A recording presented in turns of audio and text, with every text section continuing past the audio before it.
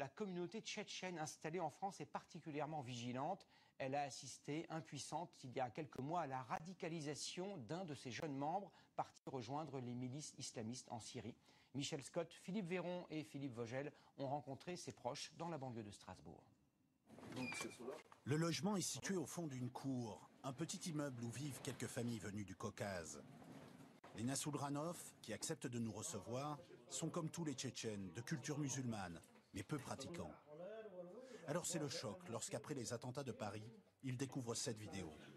Leur fils, Youssouf, sans doute depuis la ville de Raqqa en Syrie, y fait l'apologie du terrorisme et appelle au meurtre de citoyens français. Nous allons venir en Europe et ces opérations-là, ils seront de plus en plus en toute l'Europe. Oui, c'est bien mon fils. Mais il n'est pas normal qu'il dise des choses pareilles. Je l'ai perdu en un instant. Je n'imaginais pas que ça puisse être possible.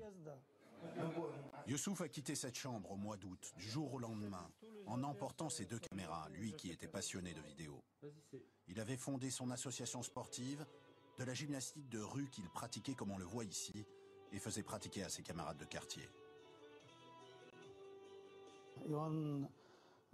Je ne l'ai pas élevé pour qu'il meure. Il voulait vivre. Le jeune homme était employé à la mairie de Schiltigheim en contrat d'avenir.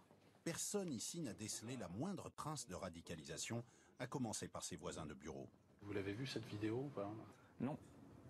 À vrai dire, j'ai pas regardé et j'ai pas envie de la voir. Voilà. Il avait 15 ans quand il est arrivé en France. Il vient quand même d'une région qui a connu une guerre très dure. Donc est-ce que ça a marqué?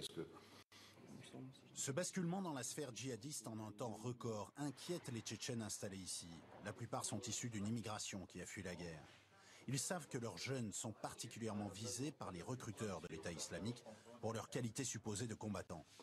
L'un des chefs les plus réputés de Daesh, Omar le Tchétchène, ici à gauche, a lui-même constitué une petite armée de plusieurs centaines de ses compatriotes. Les représentants de cette communauté, qui compte 30 000 résidents en France, ont donc décidé de se défendre. Nous, on n'attend pas que la police va gérer tout. On sait que la police ne peut pas gérer tout en fait. Là, on demande entre nous de faire des contrôles à la maison. Il y a des organisations radicales qui veulent attirer nos jeunes. Nous ne l'accepterons jamais. Ce sont nos jeunes. Toutes les options sont discutées, même aller chercher de force les jeunes embrigadés en Syrie en soudoyant s'il le faut les responsables des trafics. Les Tchétchènes de France ne veulent pas se laisser faire.